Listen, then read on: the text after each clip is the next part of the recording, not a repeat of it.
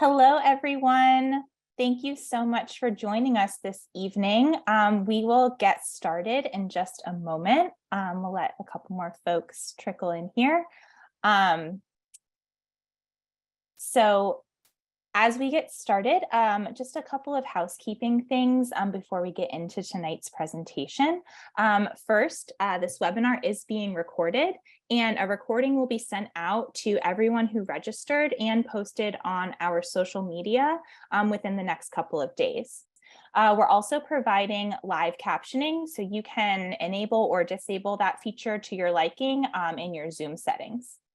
Next, if you have any questions for our speaker this evening, please post them in the Q&A. If you post them in the chat, they tend to get lost, but if you put them in the Q&A, our team of panelists will be able to sort through them and we'll answer as many as we can as time allows.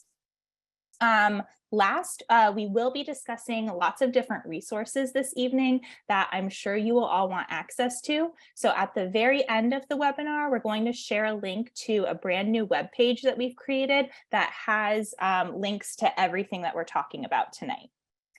So with that, we can get started, and I'm thrilled to introduce tonight's speaker. She is the director of the University of Florida Literacy Institute and the creator of the UFly Foundations program, Dr. Holly Lane. Welcome, Dr. Lane.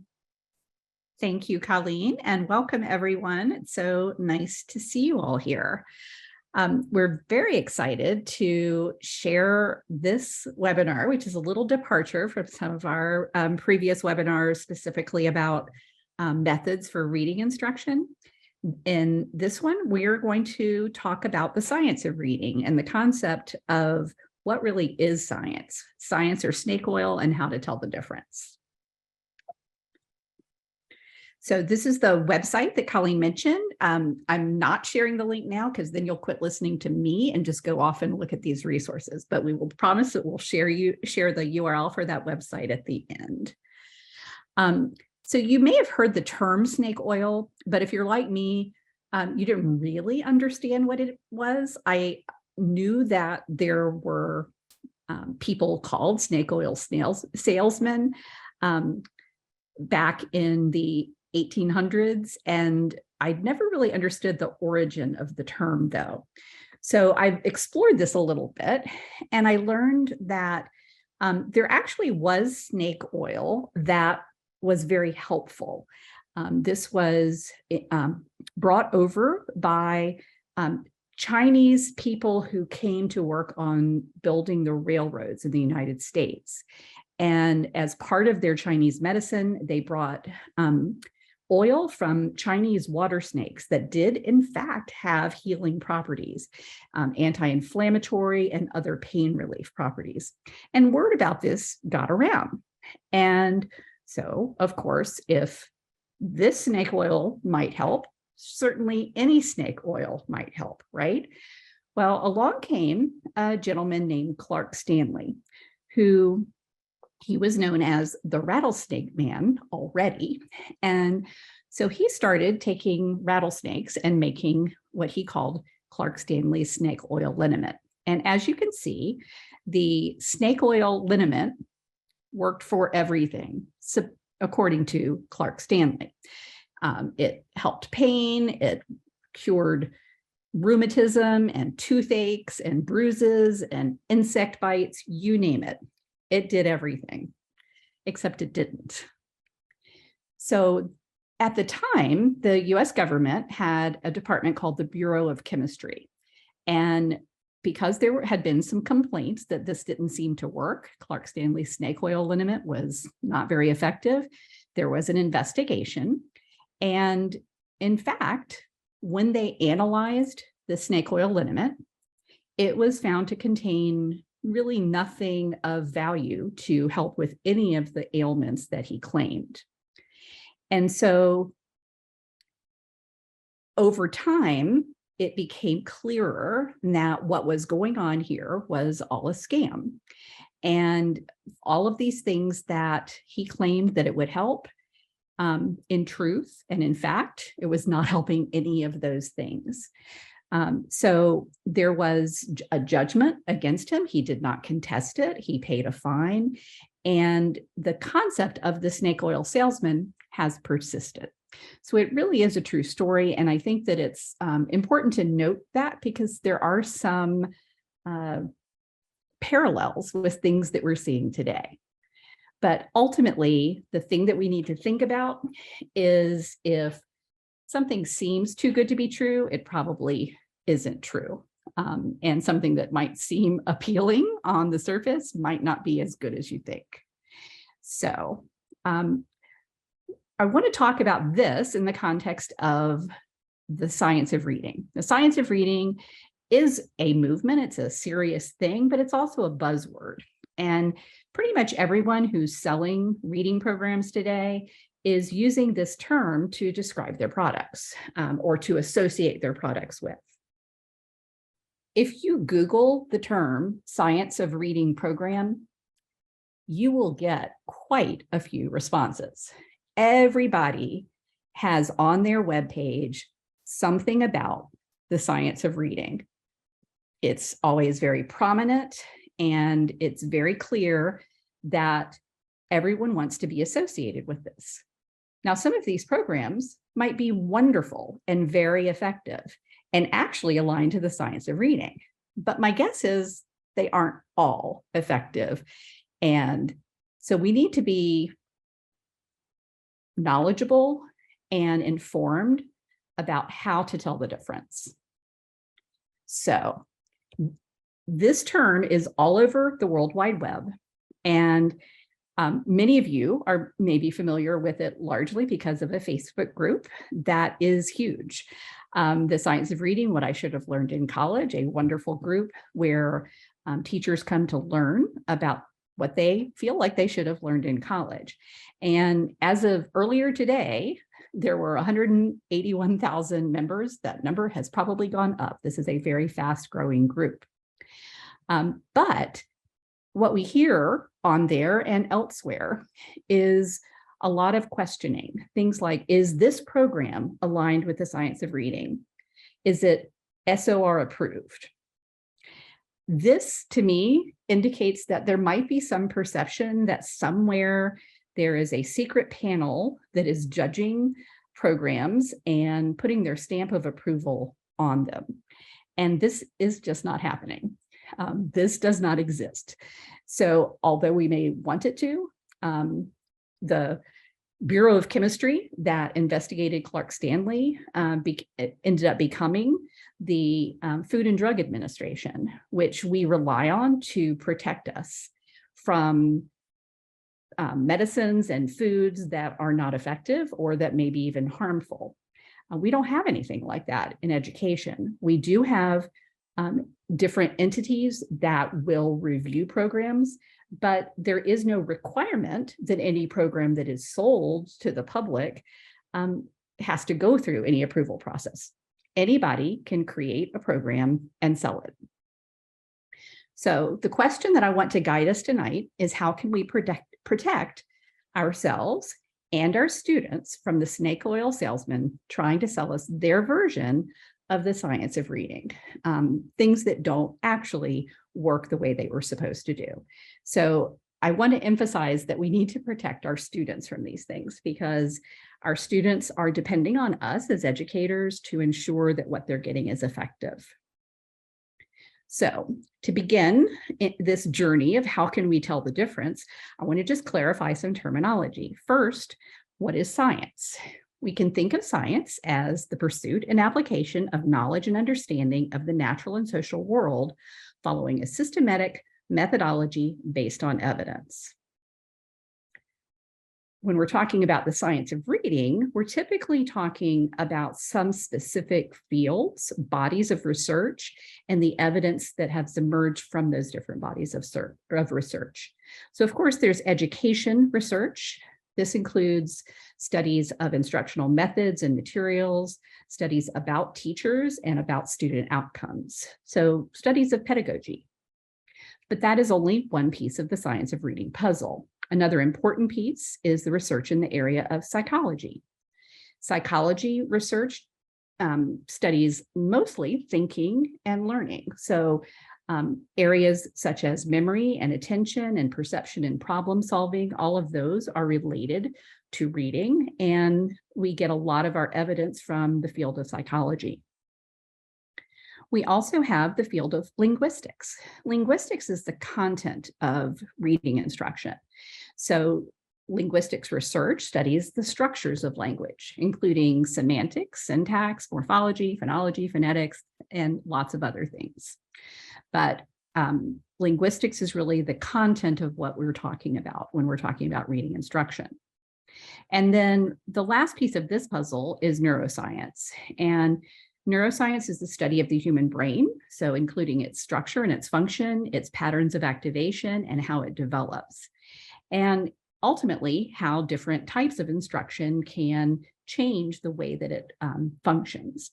So these aren't all of the fields that contribute to the science of reading, but these are the ones who contribute the most.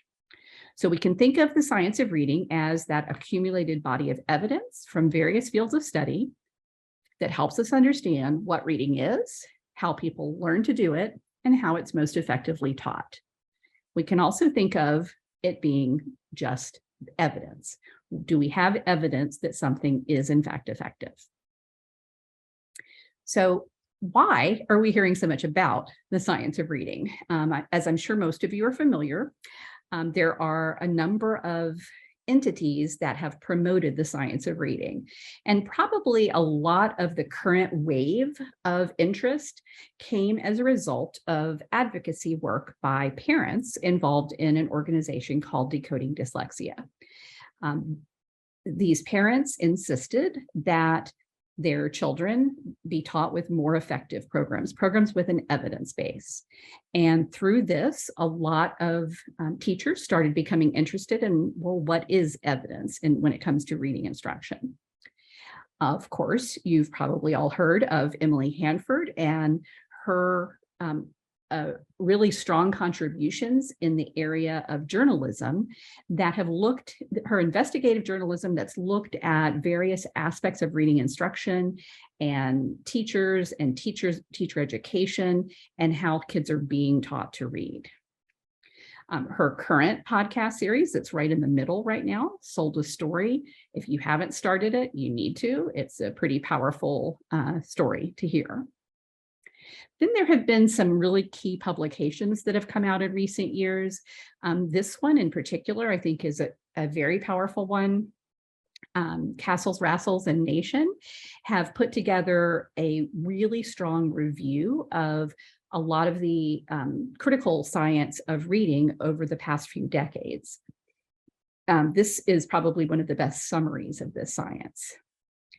Of course, the Reading League has come out with the Science of Reading Defining Guide that has helped promote and expand information about the science of reading.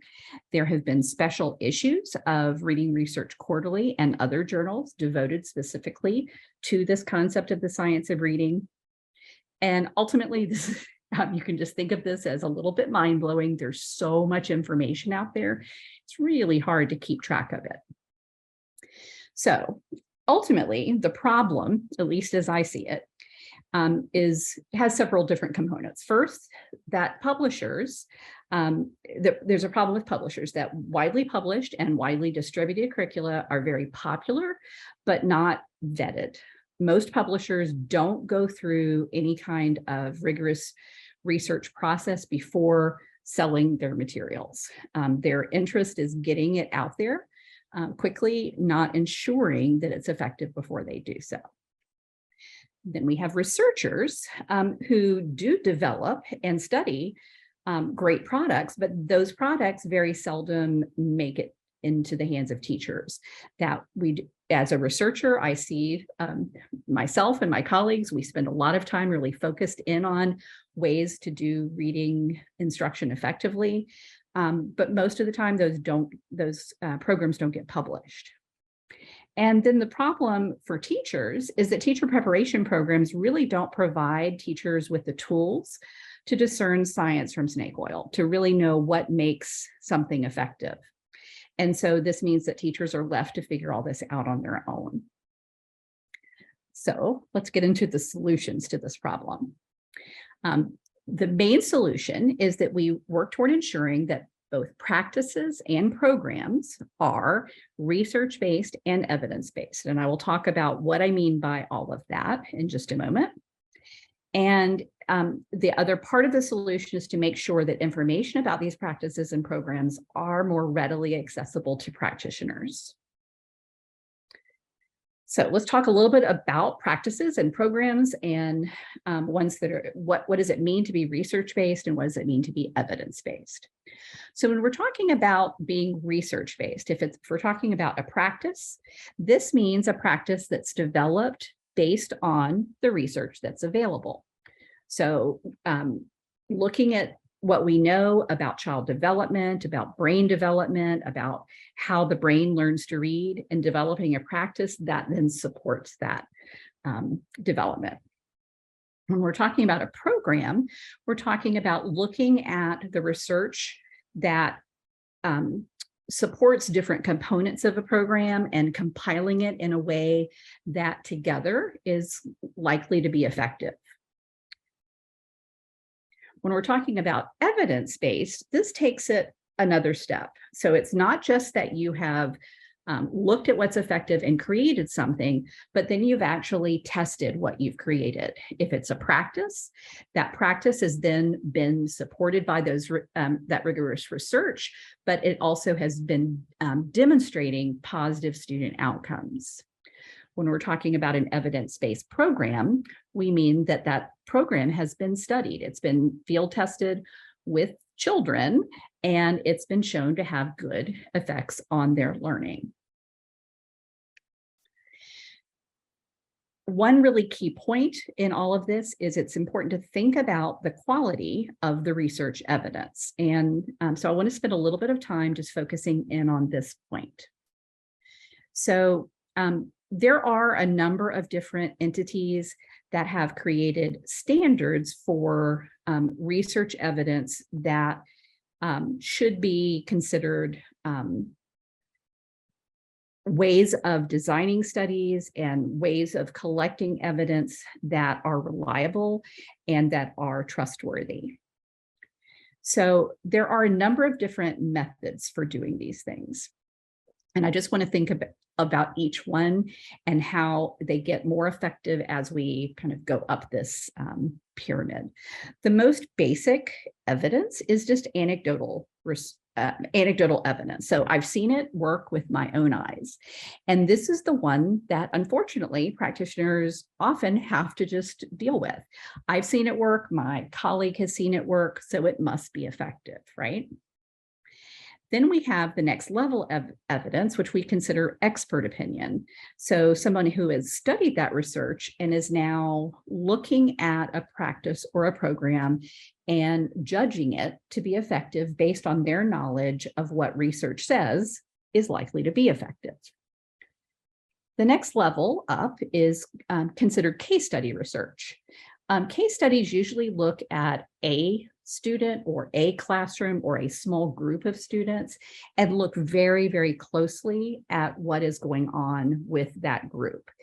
And the problem with case study research is that it's not intended to be generalizable. So when you find something that is effective with a particular group, that kind of study doesn't mean that we necessarily can expect it to be effective in other contexts with other groups of students. Then we have correlational studies. In correlational studies, usually at least two different variables are examined and the relationship between them is examined. So you can have a trend like the first graph here that shows a positive correlation. When one factor gets greater, the other one also gets greater. The next one is a negative correlation. When you see those results, those dots around that line, that means these tend to happen in a trend. And the last one is no correlation. One thing does not affect the other in any discernible way. One thing that's important to keep in mind, and you've probably heard this many times, is that correlation is not evidence of causation. So just because two things often happen at the same time, it doesn't mean that one is causing the other. The classic example that we all hear in our coursework is that ice cream sales and drownings are very highly correlated. But that correlation doesn't mean that one causes the other thing. What generally is happening with a correlation is that both of those variables are connected to a third variable. And in this case, ice cream consumption and drownings both happen more in hot weather. And so that's probably the variable of interest. So keep on moving up this pyramid. The next one that we have is quasi-experimental design. And in quasi-experimental design, what we're doing is comparing different conditions.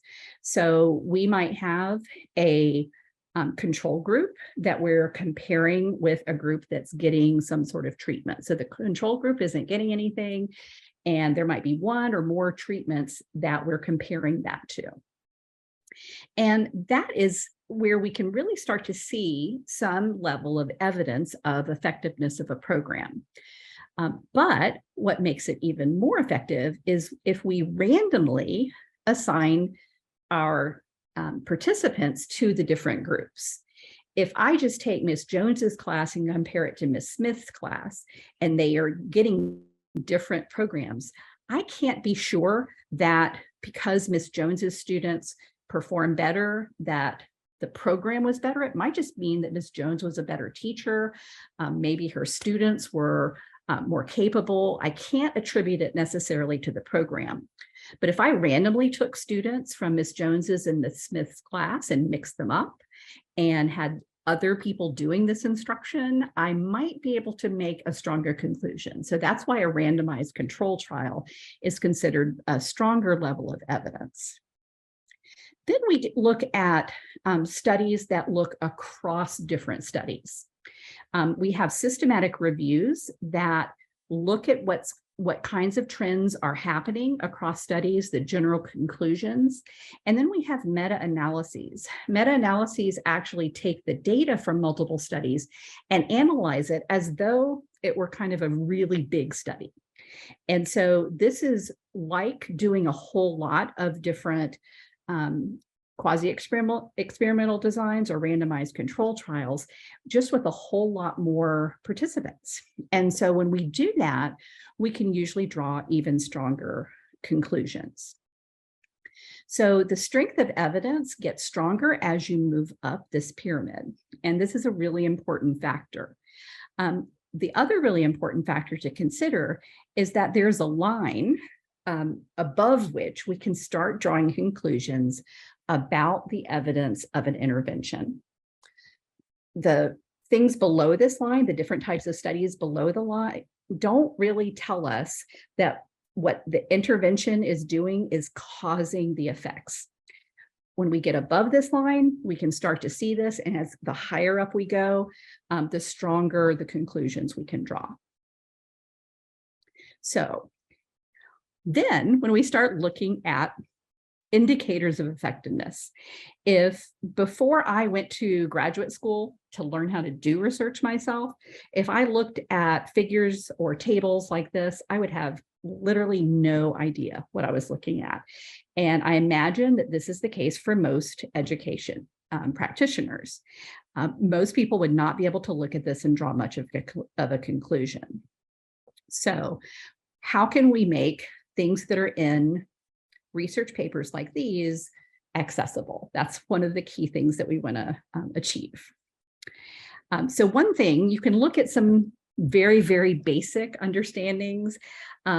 Generally, if you see something that says it was statistically significant, you're going to see a term called a p-value that's generally smaller than a 0.05. I know that doesn't mean anything if you haven't taken the statistics courses to back it up, but if you know that number and just keep that in mind, that might be able to be of some use to you. The other thing we can think about is effect sizes. Most studies these days will report effect sizes, and knowing what constitutes a desirable effect is also a helpful indicator. So you may have seen this diagram. This is John Hattie's barometer of influence. And so he categorizes effect sizes in these ways. And so the way that he describes it is you want to see an effect size of at least a 0.4. That would be considered a medium effect and something worth doing.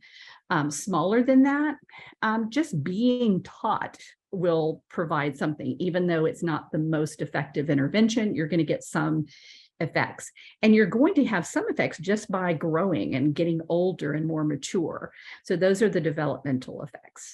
And occasionally you'll find an intervention that actually has negative effects that makes somebody get worse at whatever the skill is. And you certainly don't want those. However, if you look at published articles, there are things that you can read that actually will make sense to you.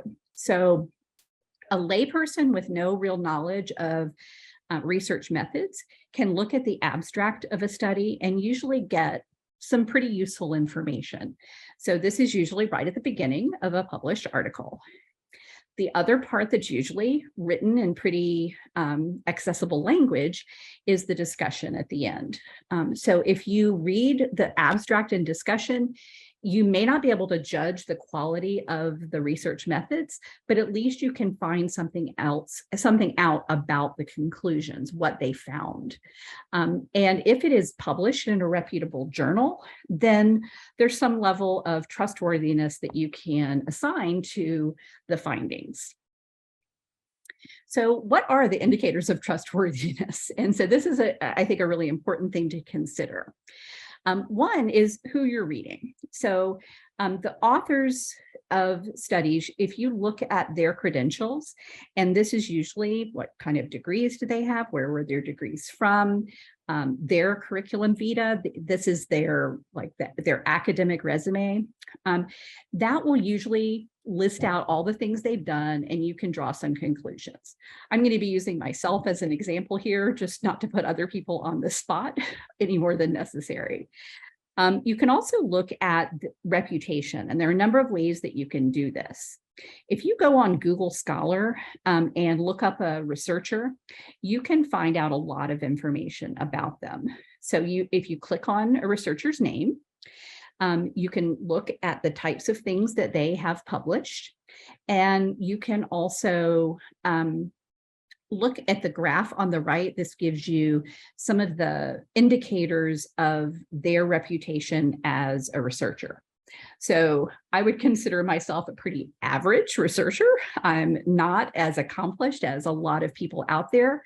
But if you look at the citations, the number of citations total, and then these indexes, these are related to the number of citations from other people. So this is, if somebody is a trustworthy researcher, that usually means they have been cited by a lot of other researchers.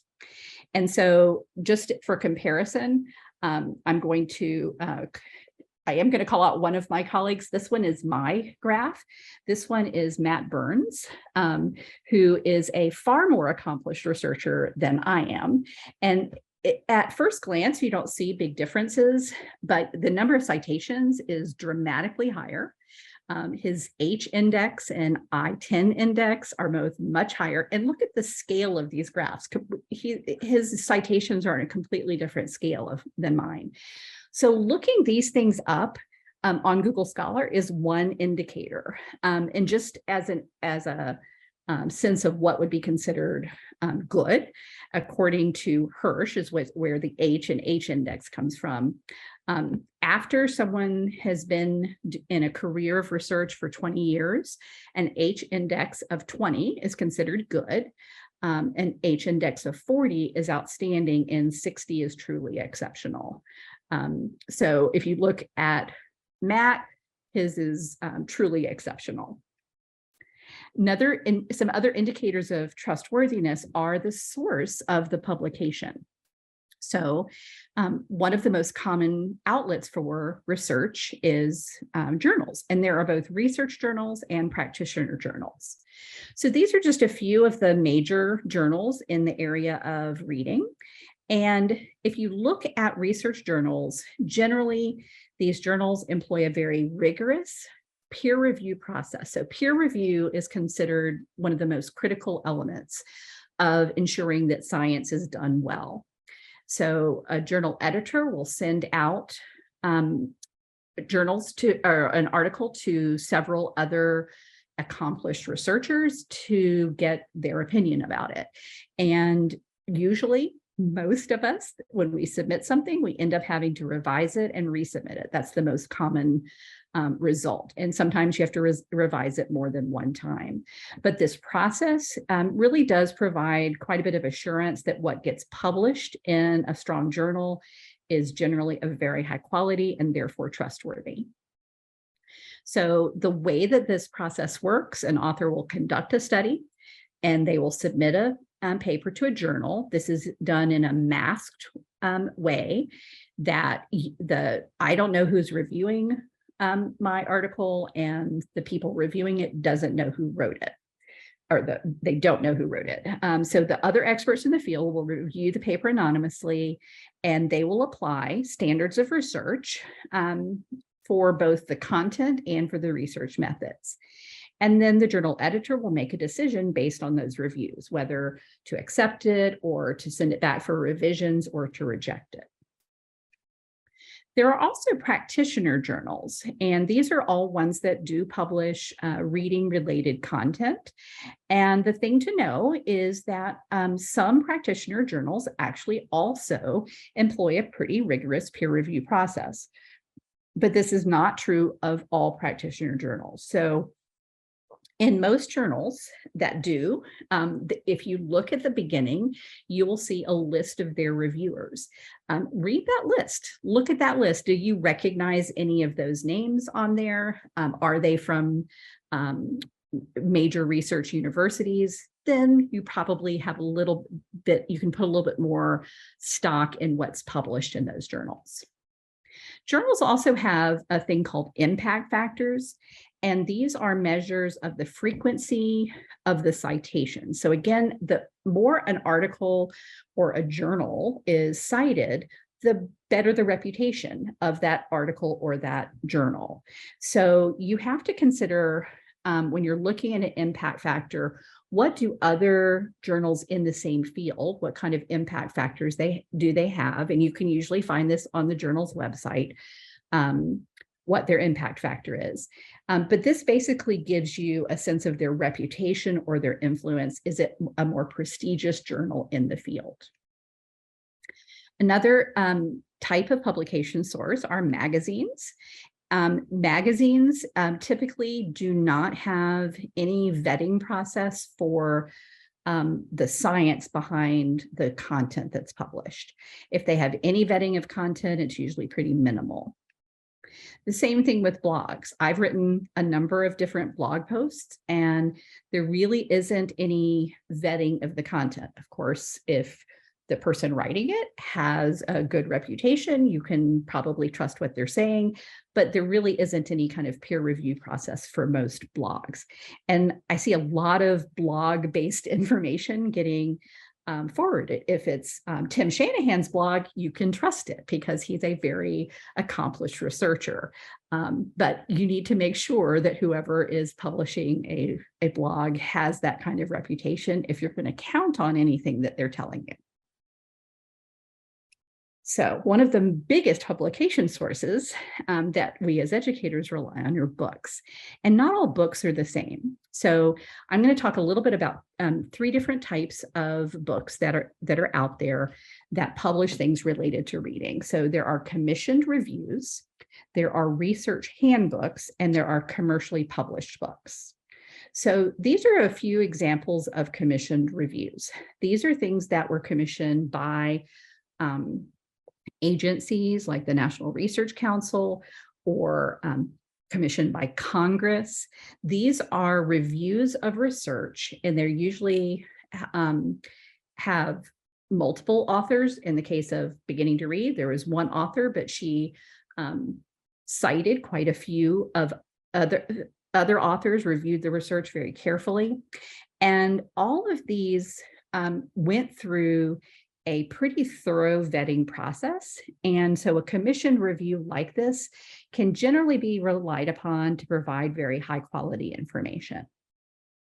Another type of book that has information about reading are research handbooks.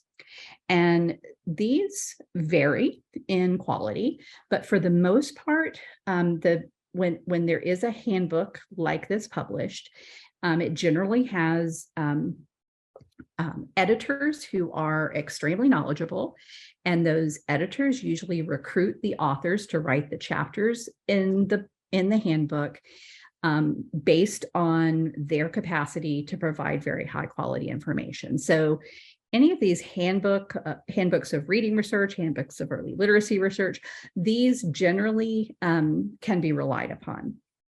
Now, there are a few publishers that put out handbooks that don't really have the strong reputation, so you want to look into it and don't just trust it because it has the word handbook in it. Then we have commercially published books, and these are the ones that we probably rely on the most for our information. And there are tons of really popular and, in many cases, really good books out there that have just been commercially published and sold on Amazon or through the publisher themselves. And the great thing about books is that these make professional learning very readily accessible for busy teachers. So most of these books are written specifically for practitioners, and so the information is presented in a way that you can understand it and use it. They make very clear links from research to practice. And a very popular thing that has emerged, and this I think was probably spurred on further by the pandemic when everybody was at home, is professional book study groups. So we have a lot of these locally in our districts, but we also have these virtually. And these book study groups are wonderful resources, ways to develop shared understandings with our colleagues. But the problem with books, there are several. First, anyone can write a book. There isn't any kind of background knowledge or expertise that you have to have before you can write a book. Most book publishers have no peer review process, and a lot of books these days are actually self-published.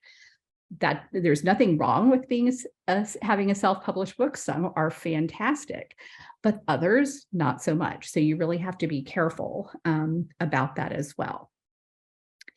And authors of books can really literally say whatever they want.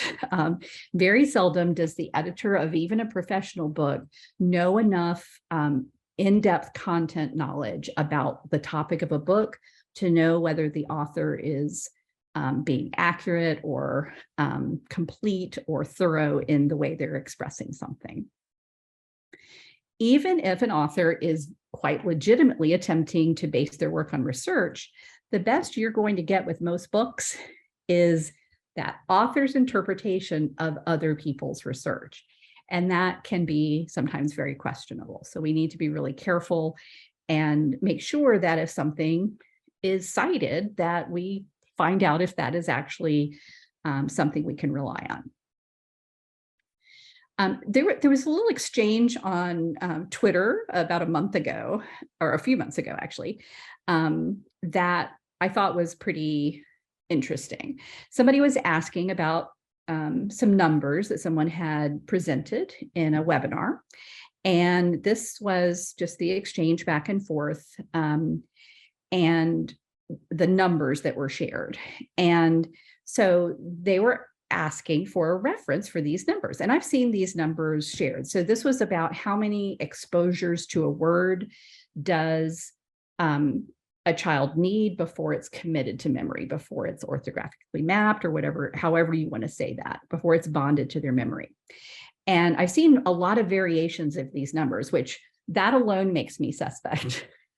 The other thing that made me a little suspect was these numbers are too neat. 1 to 4, 4 to 14, 14 to 40, like something doesn't ring true about those numbers. So I really kind of wondered about it.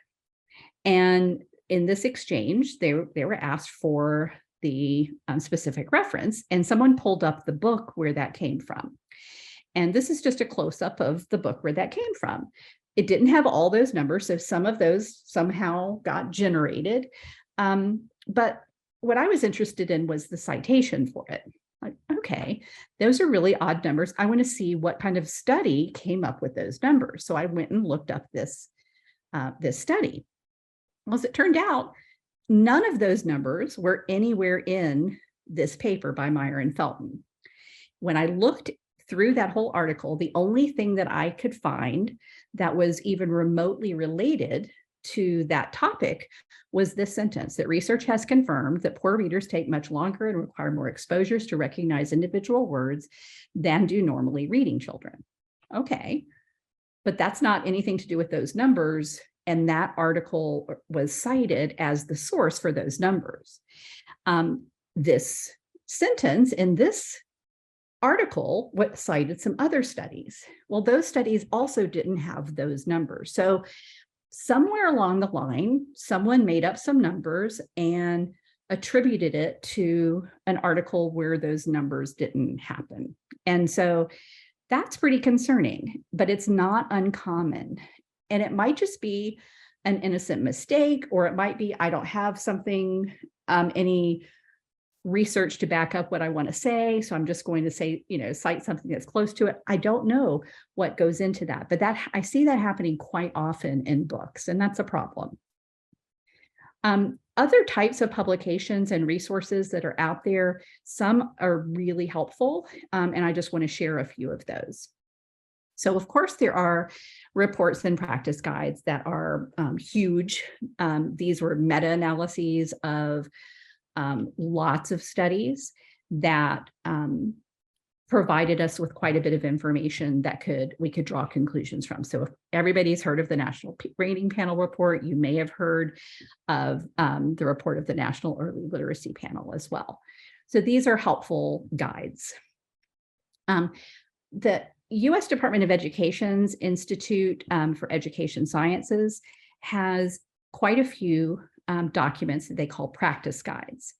And these practice guides are also reviews of research, usually on a more narrow topic.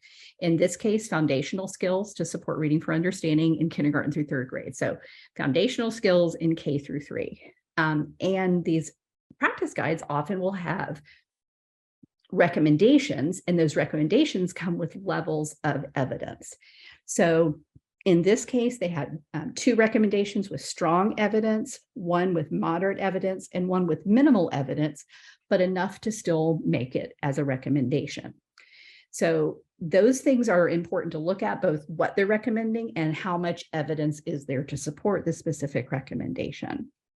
There are quite a few different IES practice guides that have come out over the years. Some of these are a little bit older than others, but the content in them is usually really solid, and you can certainly trust what's in there.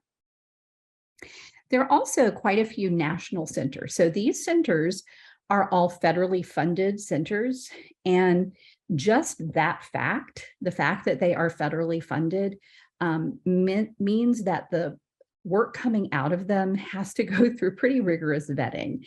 And so that is something that makes these centers really good sources of information. Again, we're going to share the links to all of these different sites, but these are valuable sources because of the level of vetting of the information that comes out of them. There are also the regional education laboratories. There are 10 different RELs. These are often referred to as RELs, R-E-L. And these are in different parts of the country.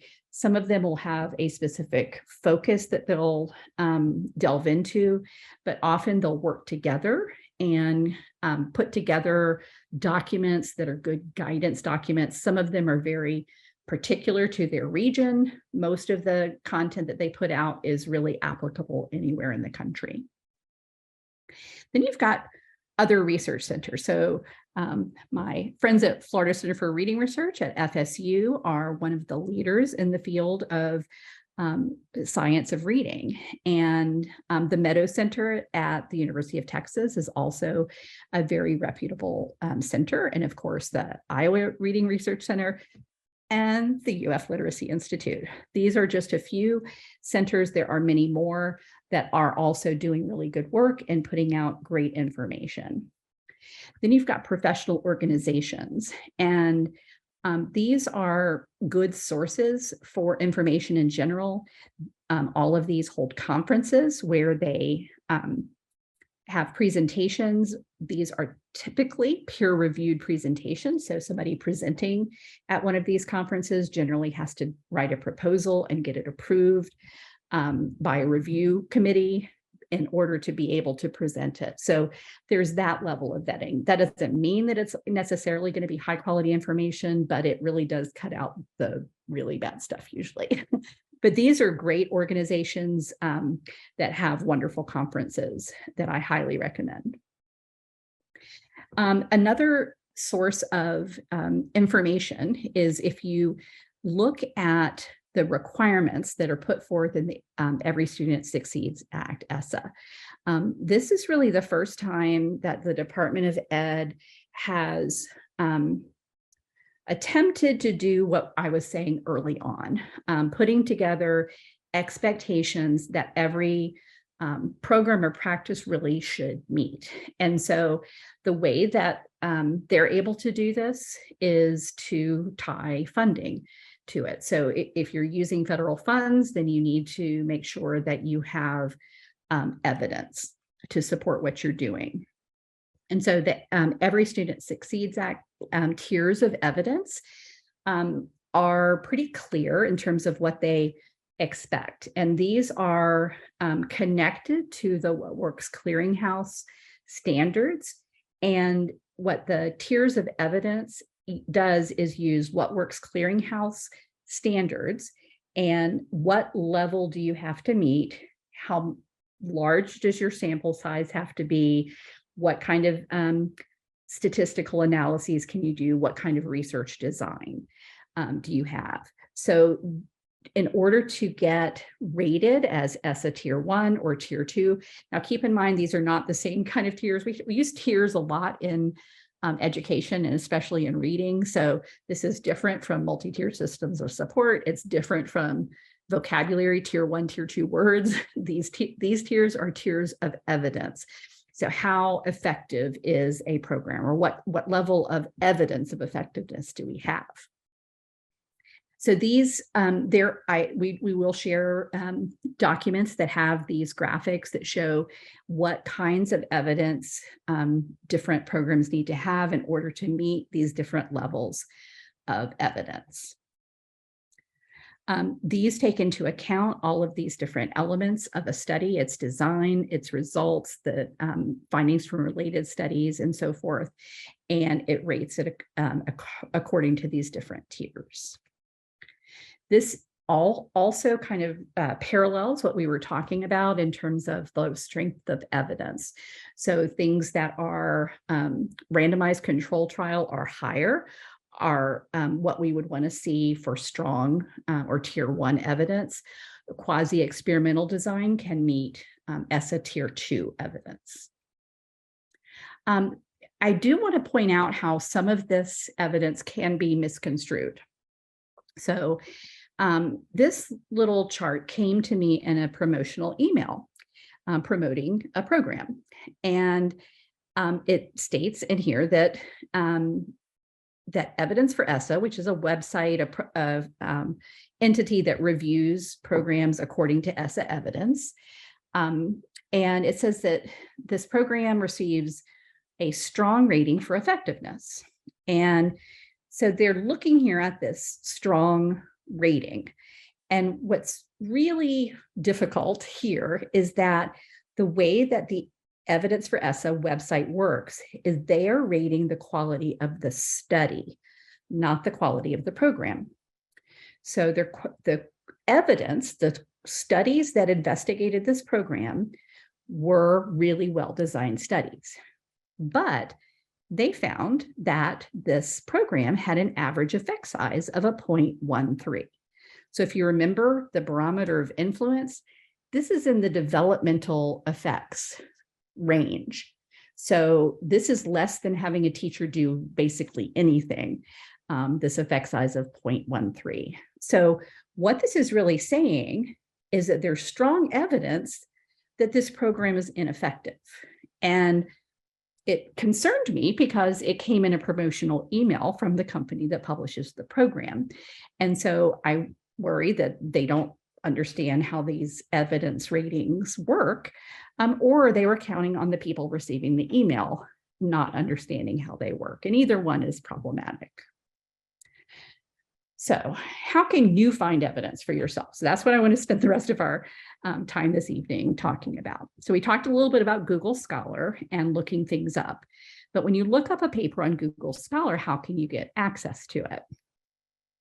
If you click on one of these and you get to the journal page, a lot of times you'll see this view PDF.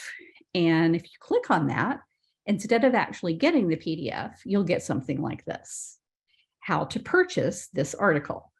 And the purchase prices are usually pretty darn steep. So $47 for a single article.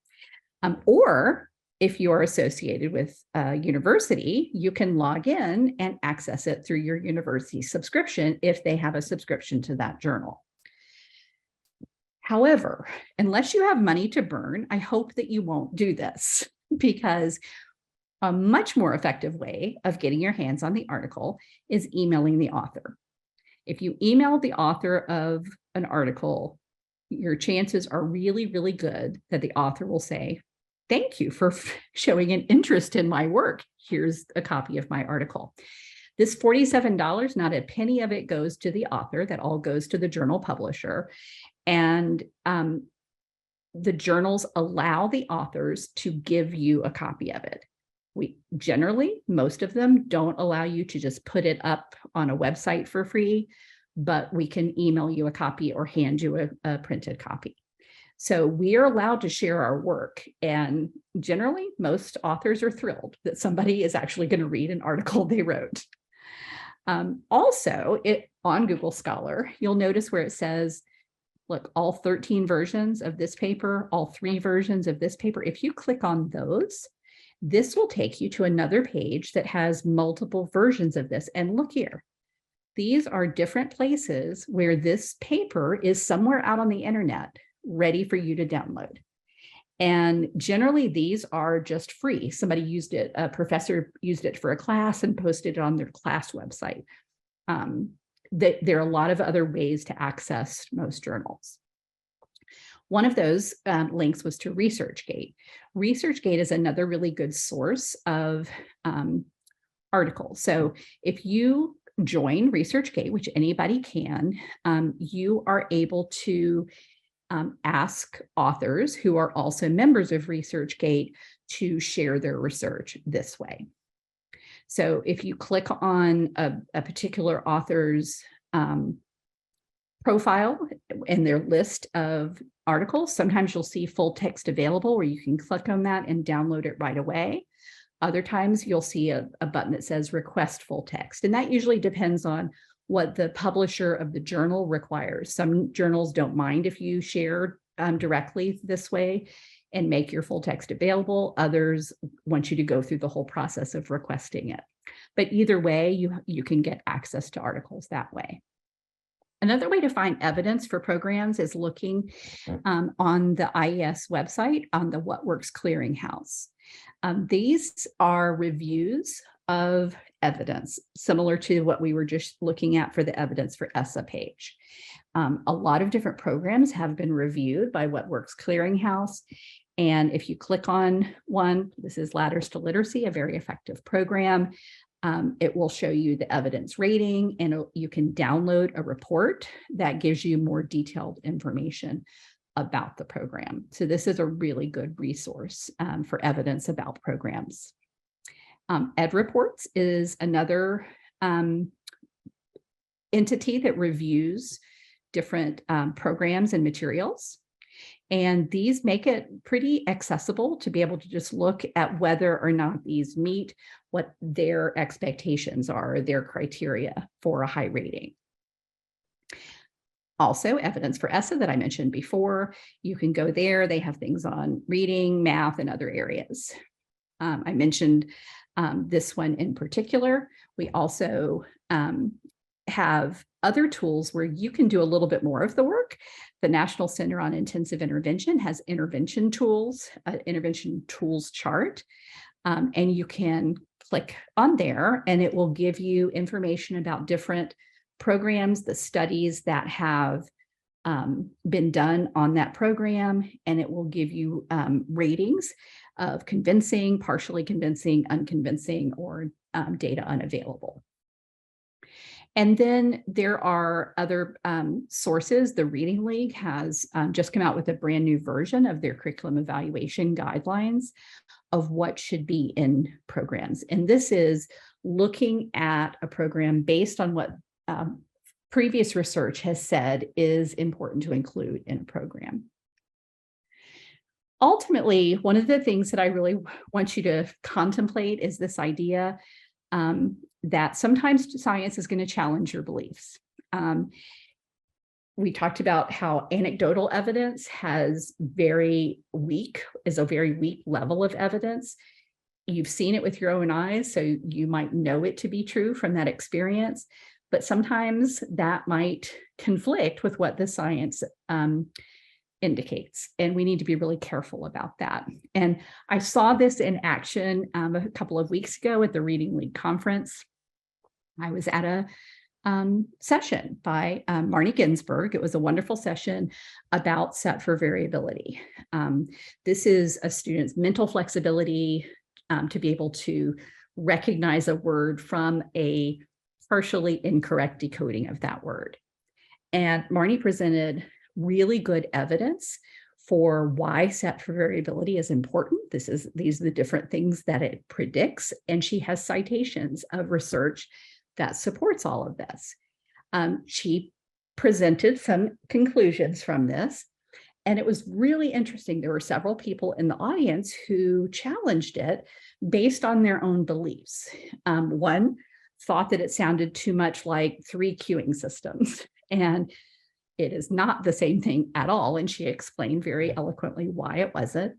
And then somebody else got really frustrated that why would you do this when you can just teach kids syllable types, when the evidence for teaching syllable types is nowhere near as convincing as the evidence for using and teaching kids developing their set for variability. There is evidence that actually says that syllable types are pretty questionable as a reliable source for figuring out words, that they using them to figure out how to pronounce words puts a heavy cognitive load on students. So this idea that we should be doing this, that the folks who were asking these questions were not interested in hearing the evidence that she was presenting. So I think we need to be really careful about when science challenges our beliefs. So back to this definition of science,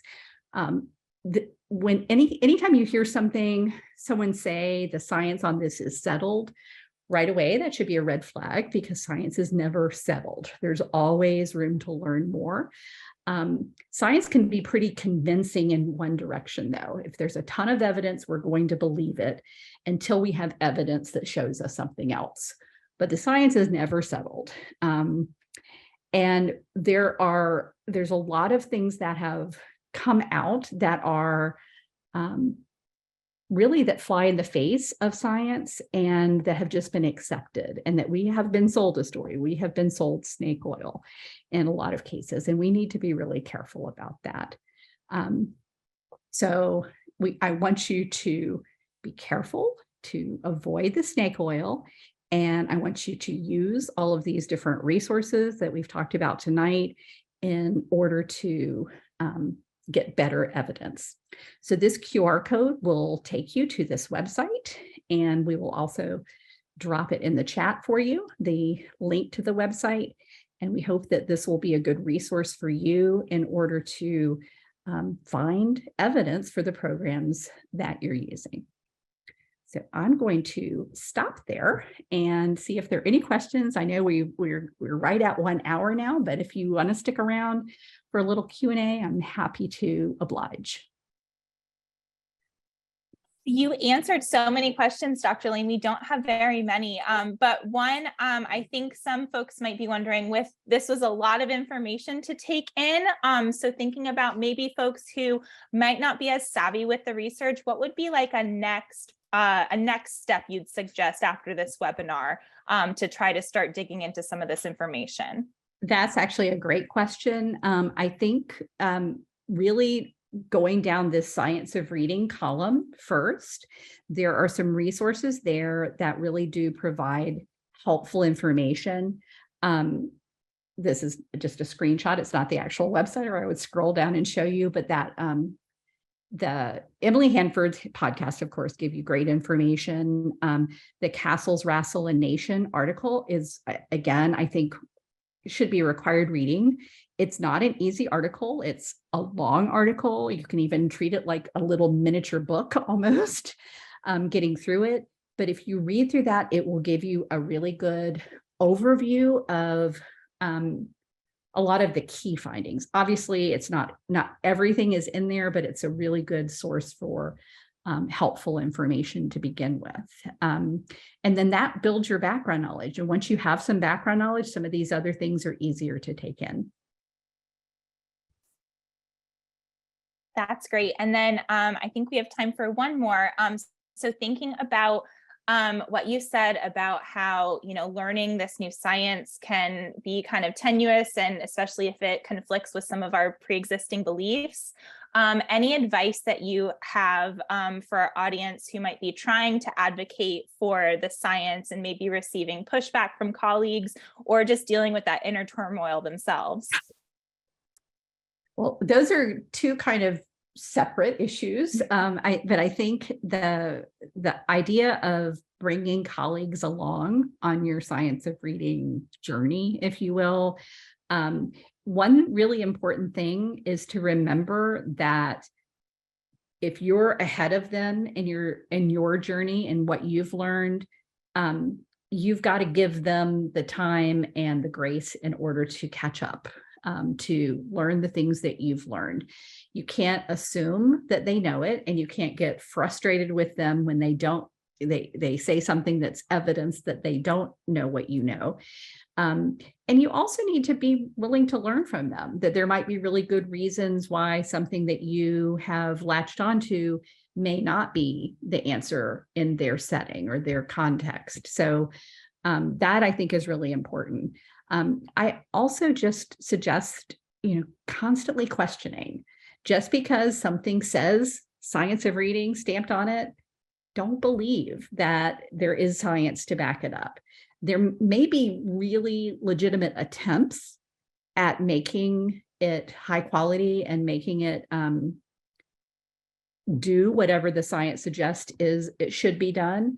But sometimes a lot of things fall short, and until something has been studied, if it's just research-based, question it, especially if there's studies of it.